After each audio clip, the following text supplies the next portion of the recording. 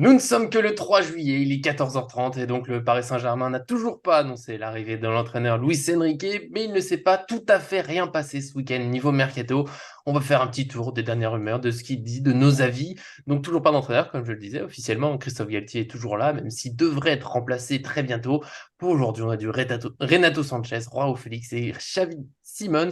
Je sais que ça plaît particulièrement à John, qui en plus a le même maillot que moi, ça me fait plaisir. Est-ce que ça va? Salut Nico, salut Arthur, ravi d'être avec vous aujourd'hui pour ces beaux sujets qui arrivent dans ce nouveau podcast. Ouais, je sais qu'il y en a un, Lynn, j'avais pas le choix, il m'a braqué, il m'a bloqué. Voilà, il fallait que je le mette, vous verrez ça. C'est son chouchou, c'est son amour, on l'a compris, on le sait. Et on le comprend, je sais, Arthur, l'inépuisable, que tu seras un peu d'accord aussi. Est-ce que ça va?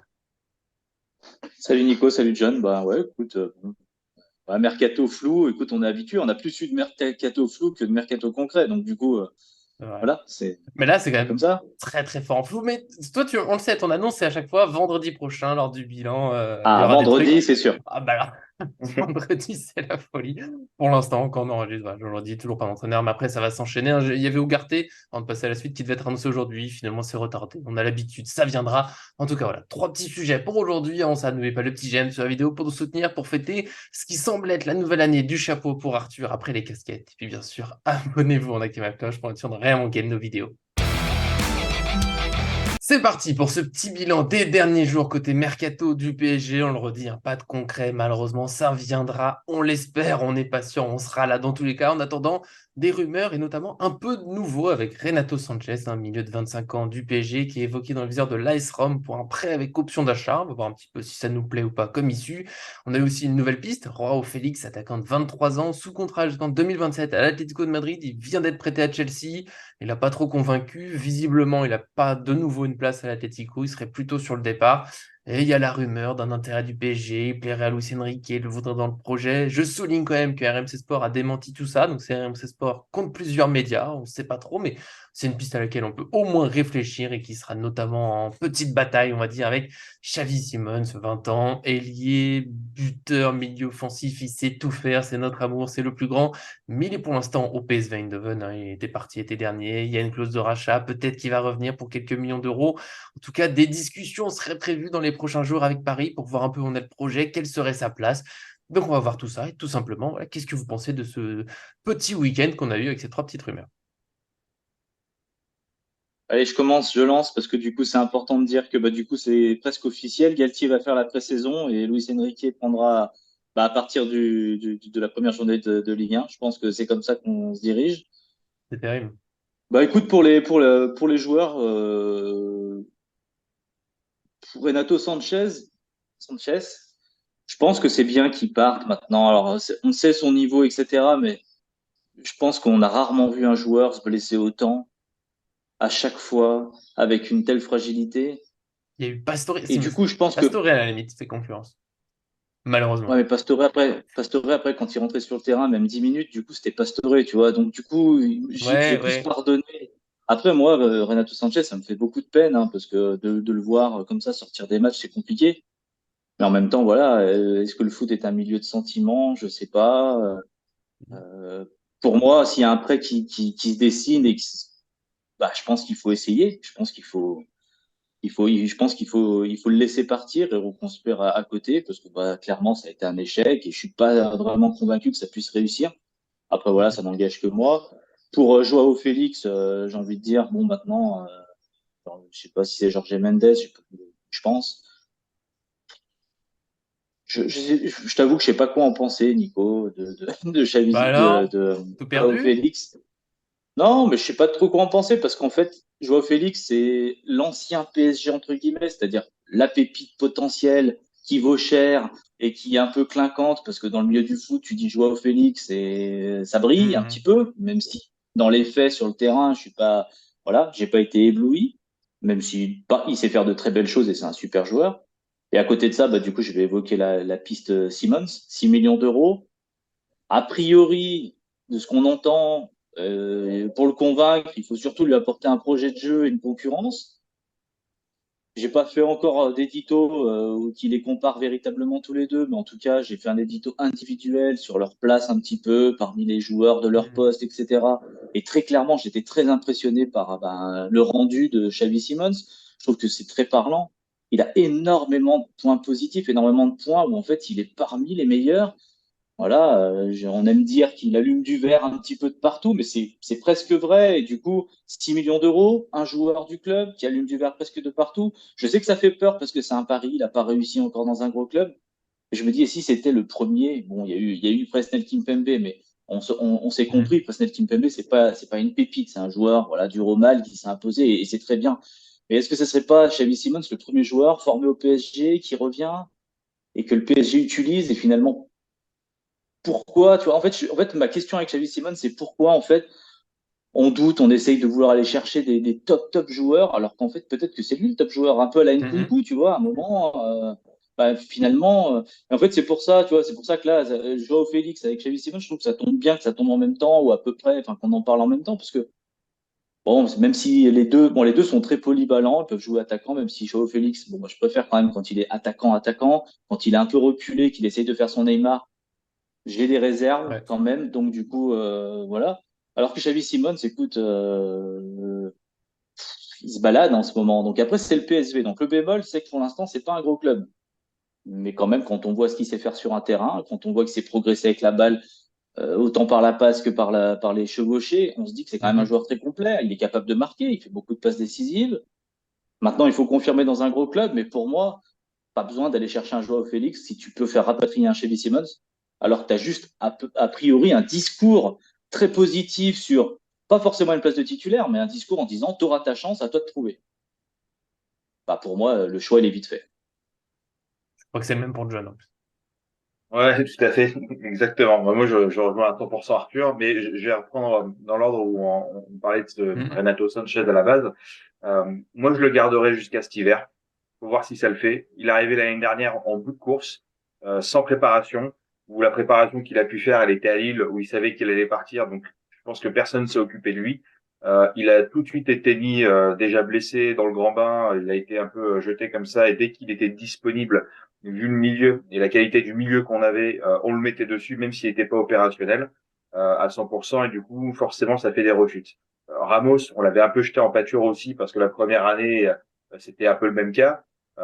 Et à Mhm. l'époque, je disais à tout le monde, attendez, il a signé 2 ans, il n'a pas signé un an. Donc, moi, je préfère que le mec, il fasse une année blanche, et qu'il fasse une deuxième année où il arrache tout, plutôt qu'il soit en dents de scie tout le temps. Bon, bah, en fait, finalement, alors, ça n'a pas été du grand Ramos parce qu'il y a forcément l'âge aussi et les années qui derrière qui font qu'il n'a plus les mêmes capacités il y a 25 ans. Malgré tout, ça restait un des défenseurs les plus solides qu'on a eu et heureusement qu'on l'a eu sur sa deuxième année. Donc, je ne jetterai pas vraiment non plus encore Sanchez. Il a signé 4 ans, je crois, si je dis pas de bêtises. Mhm. Là, sur une année où il a fait aucune préparation, il est arrivé à la fin, toute fin, on lui a dit, mec, vas-y, c'est parti pour la Ligue 1, avec une Coupe du Monde de milieu. Enfin, voilà, de toute façon, c'est compliqué de lui jeter la pierre, sachant qu'on a eu un PSG complet qui n'a pas été performant. Donc, en vrai, est-ce qu'il est vraiment aussi horrible que les autres? Et quand il a fait des entrées, bah, il y avait quand même de l'envie, il se projetait quand même pas mal vers l'avant. Tout n'est pas acheté. Euh, donc, pour moi, là, il y a une vraie préparation qui doit être faite dès cet été. Ah, pareil, je crois que là, il n'est pas blessé. Hein. Il a joué avec le Portugal, ou en tout cas, il était aux entraînements. C'est pas blessé, parce que sa spécial aussi, c'était de se blesser lors des entraînements du PSG. Donc, visiblement, je crois que là, il est quand même en bonne forme. On a de nouveaux centres d'entraînement, où on a Mukele et Kimpembe qui sont déjà revenus faire leurs soins et tout ça là-bas. Donc, j'ose espérer qu'un Renato Sanchez est déjà en train de se préparer, de se mettre bien, et notamment avec ce nouveau centre de formation où il y a toutes les infrastructures qui permettront à nos joueurs d'aborder sereinement ce début de saison. Et en fait, moi, je lui réserverai la même sentence, alors désolé Arthur, mais que Neymar. C'est-à-dire que Neymar, c'est pareil aussi, hein, c'est blessé, ça va, c'est blessé, machin.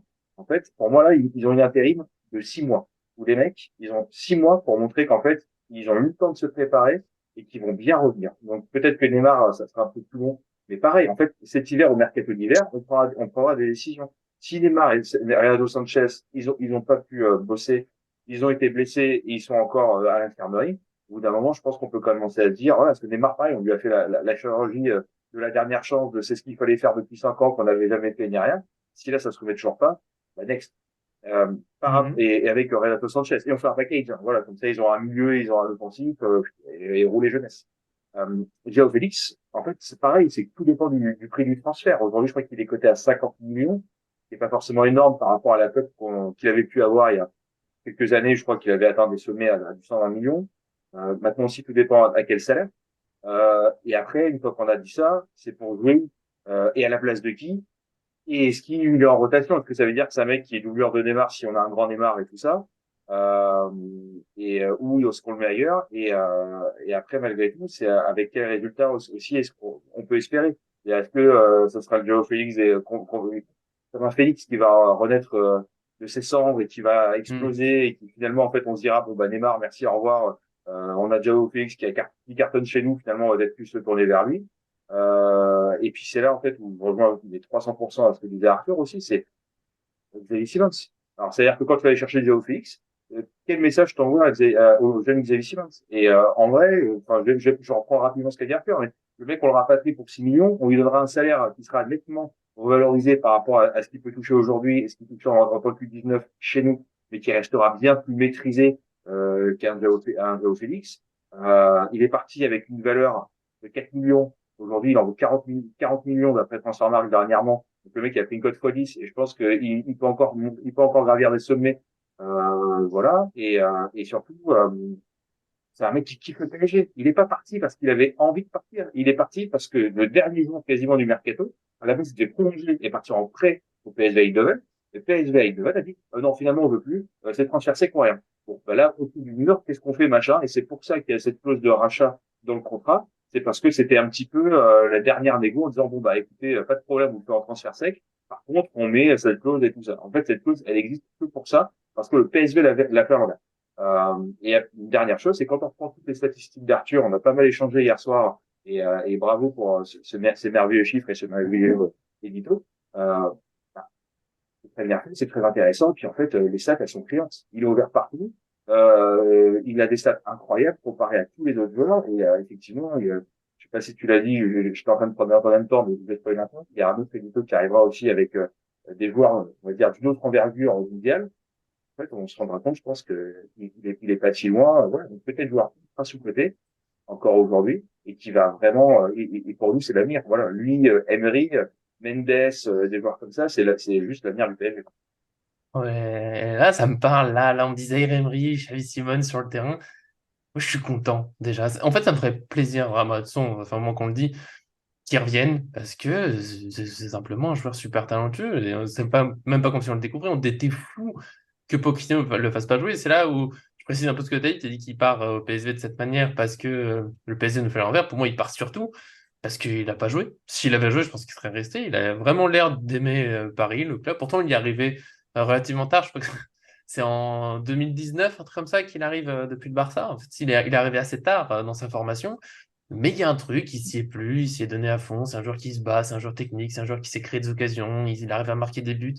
Là, il a joué avec les Pays-Bas. Alors, bon, les Pays-Bas, ça se passe pas toujours super bien en ce moment, mais bien, à 20 ans, bah, il joue avec les Pays-Bas. Mais c'est déjà beaucoup. Il avait fait des beaux matchs aussi, compétition européenne contre Arsenal. Il a su briller. Donc, oui, faut qu'il confirme encore dans un très très gros club parce qu'on sait que c'est une autre pression, on sait que ce sera un autre championnat aussi. La Ligue 1, c'est pas le championnat des Pays-Bas, ça sera peut-être un peu plus fermé, peut-être sera plus dur de marquer.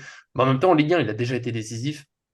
Et je trouve qu'il a un truc, il y a des joueurs, ça se voit, il a du talent, il voit le jeu, il a des petits gestes comme ça va vite. Voilà, je comprendrais pas qu'on tente pas. Parce que bon, le pari à 6 millions d'euros. Mais quand on voit tout ce qu'on fait dans cet été, pour moi, c'est le grand défaut, et je vais arriver à Sanchez comme ça.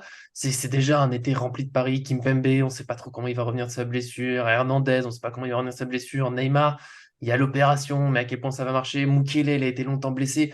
On a plein d'incertitudes. Et je trouve que Simons, 6 millions d'euros, bah, c'est le limite le plus petit des paris. Alors, il y aura un salaire, mais ce ne sera pas le salaire des plus gros joueurs, comme l'a dit John. Et je trouve que vraiment, ça se tente. Au pire, ça marche pas trop. Et les gens, il n'y aura pas trop de colère, parce que c'était, ouais, mais il fallait l'essayer quand même. C'est un gros talent. Peut-être qu'il va devenir fort.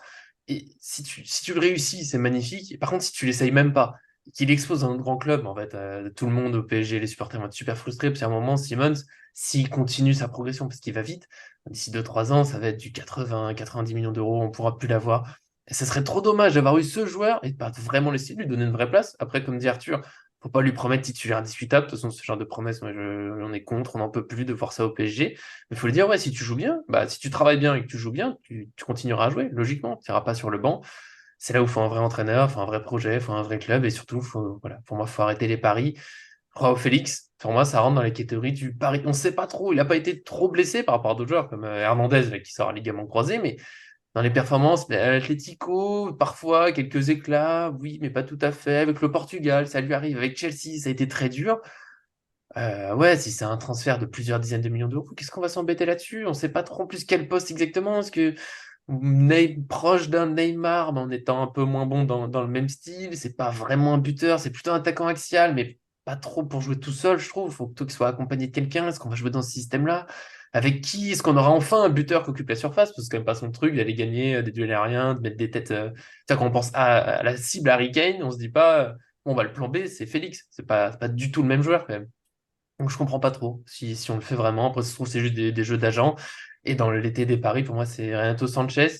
Je trouve que vous avez tous les deux dit des points et après, c'est chacun met son curseur. Alors, Sanchez, c'est plein de talent. Peut-être que cet été, il va enfin pouvoir bien se préparer, revenir en pleine forme. C'est l'un des rares milieux qu'on a aujourd'hui.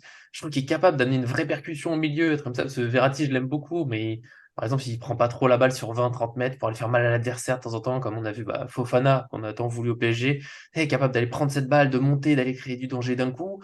Vitinha peut-être par moment, Ruiz on l'a pas trop vu. Bon, il y a Wijnaldum qui revient de près, on ne sait pas ce qui va se passer.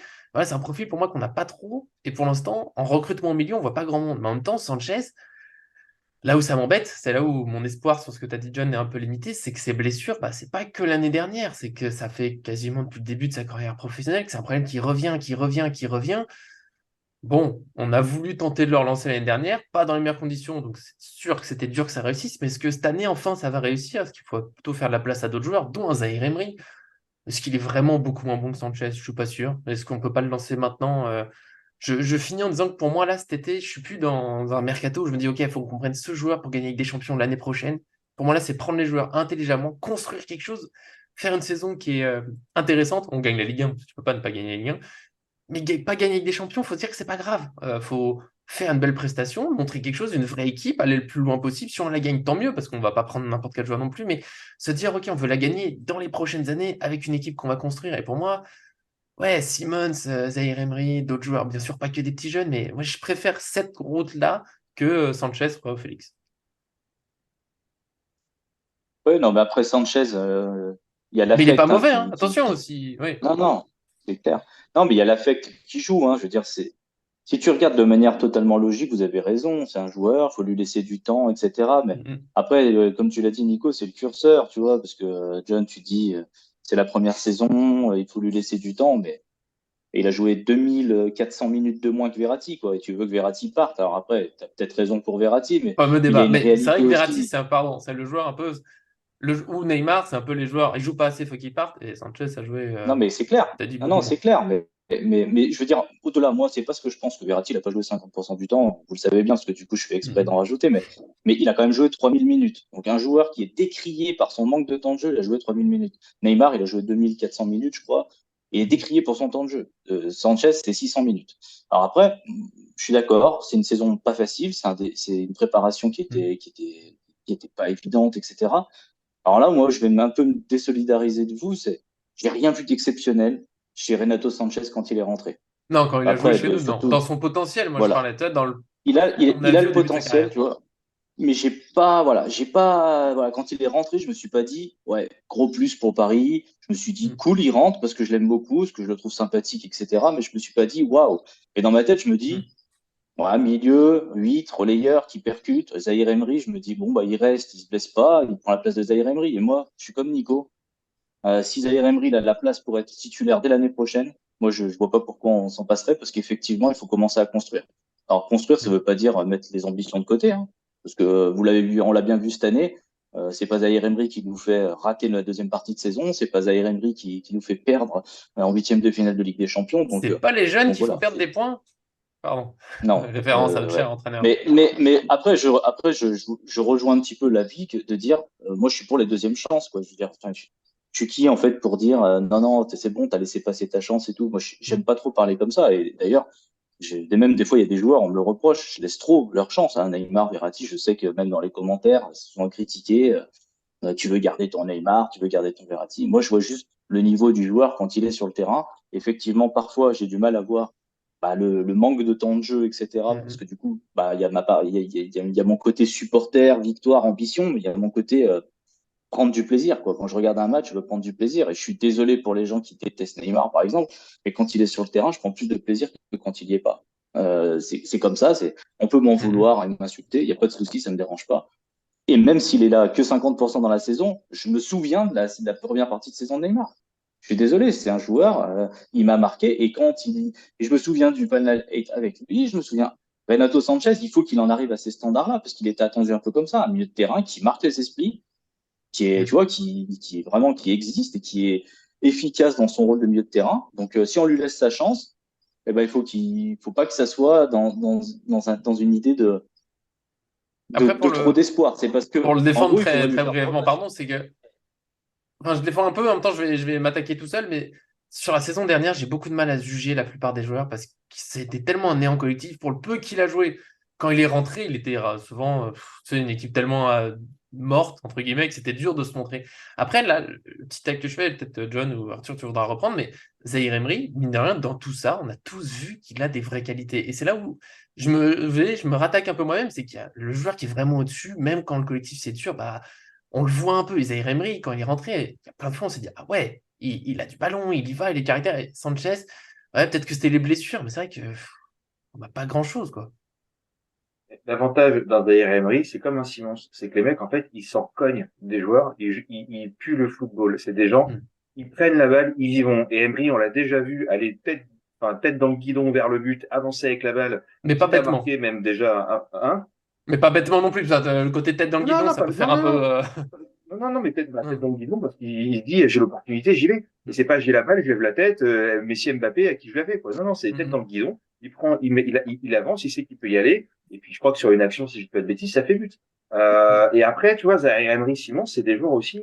Moi, je vois souvent quand j'en discute, j'entends ils ont pas de physique et c'est ce qui manque à Paris. Et c'est ce que je dis toujours aussi. C'est vrai qu'à Paris, on manque de physique. Maintenant, en parlant de physique, moi je trouve que Simons et Emery sont beaucoup plus intéressants car Soler, Ouais. Wijnaldum, Herrera, Gay, Ruiz, Sanchez, ou ce genre de joueurs à qui on dit c'est des gens qui sont physiques, parce que les mecs, ils sont peut-être moins physiques, mais ils vont gêner le porteur de ballon, ils vont presser, ils vont être vifs, ils vont être sur les appuis, ils vont être à 100%, il y aura de l'angle. Et moi, je préfère avoir une équipe, peut-être de mecs qui fait 1m60, mais qui ont une envie, qui vont gêner, qui vont perturber, etc., que d'avoir des mecs qu'on dit soi-disant physiques, ils ont des physiques incroyables quand tu regardes des FIFA 23, etc., et qui sont incapables d'aller sur le porteur de ballon. Et s'ils y vont, ils font des fautes vulgaires, ni parfois dangereuses. Et pour revenir sur Simon ceci, euh, c'est des paris qui sont intéressants parce qu'en fait aujourd'hui on a fait des paris sur Vitinha, sur Ekitike, sur Icardi, sur Di Paredes. Enfin, c'est des mecs qu'on est parti chercher presque à 30-40 points parfois de leur vraie cote, où on fait des paris qui sont quand même onéreux. Car Icardi, on l'a acheté 65 millions, on est prêt à le revendre à 9 aujourd'hui. Paredes 40 millions, on pourrait le revendre 15. Vitinha, Ekitike, ça. Et en fait ça aussi pour dire que ça c'est des paris qui ont été quand même coûteux.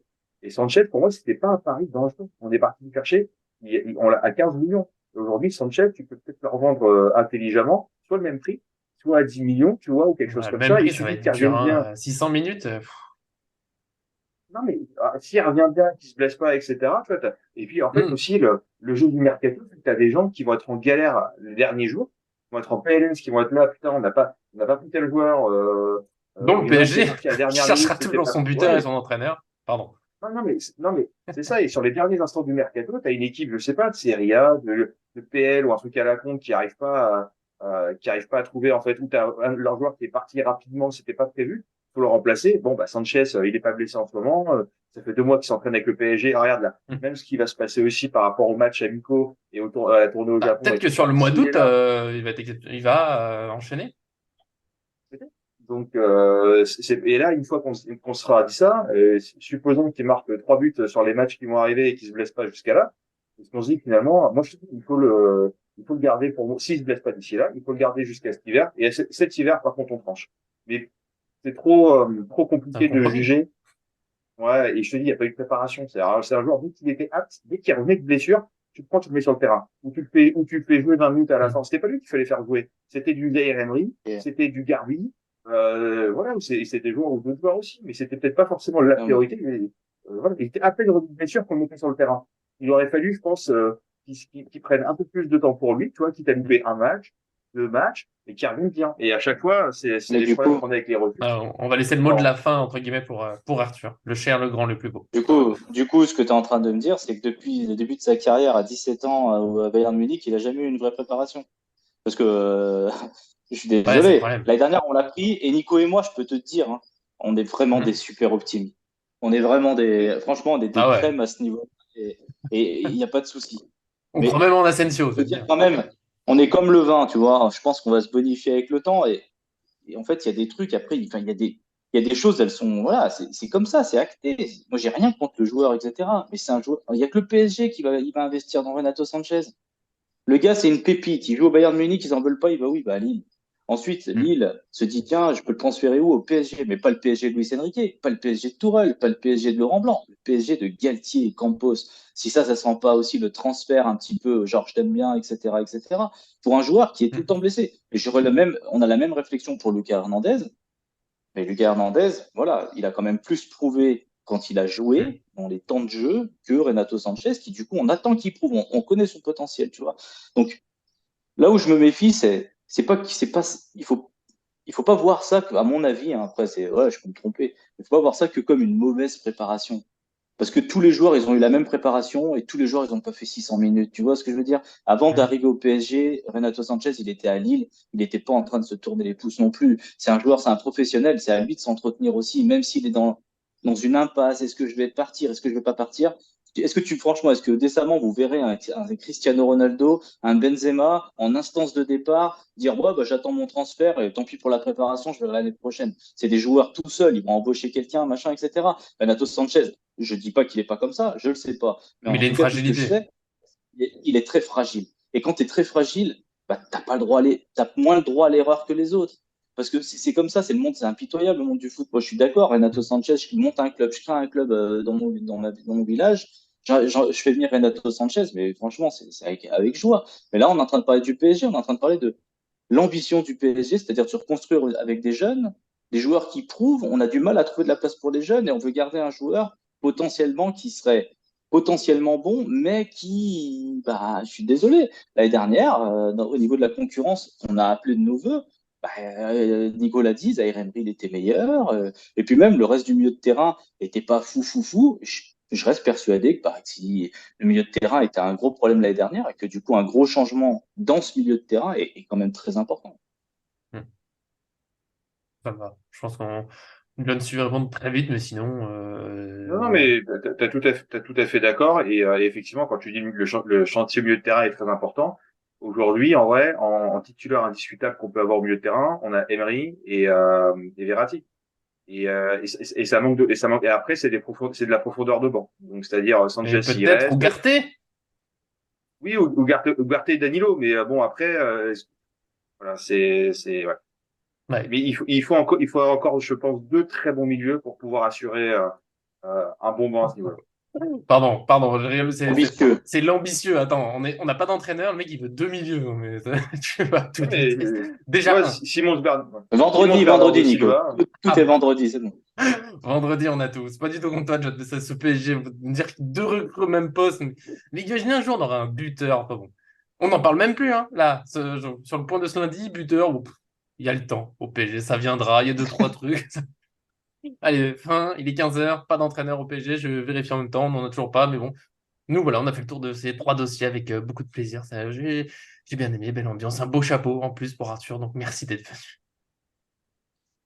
Bah, merci à vous deux. Et puis voilà, de toute façon, je pense qu'on est quand même plus ou moins d'accord sur tout avec des petites nuances, mais on reste quand même trois optimistes. Donc peu importe ce Oui. qui se passe dans ce mercato, on suivra le PSG, quoi. Ah oui, on le suivra, mais juste vivement un peu de concret. J'ai envie de parler des certitudes avec vous un jour. Ah, ça va venir, ça va être beau, ça va être grand. J'espère que John sera là. En tout cas, merci pour aujourd'hui, c'était un plaisir. Merci à vous. Un grand plaisir, ça fait du bien. Maintenant, on va On va aller monter tout ça, publier ça. Vous, quand vous le voyez, peut-être que Luis Enrique sera arrivé, on ne sait jamais. À tout moment, ça va changer. Nous, en tout cas, on sera là pour vous faire suivre cet été du PSG, la saison, comme toujours. Donc, abonnez-vous pour rien manquer. Merci à tous ceux qui nous suivent déjà et à très bientôt sur cette chaîne.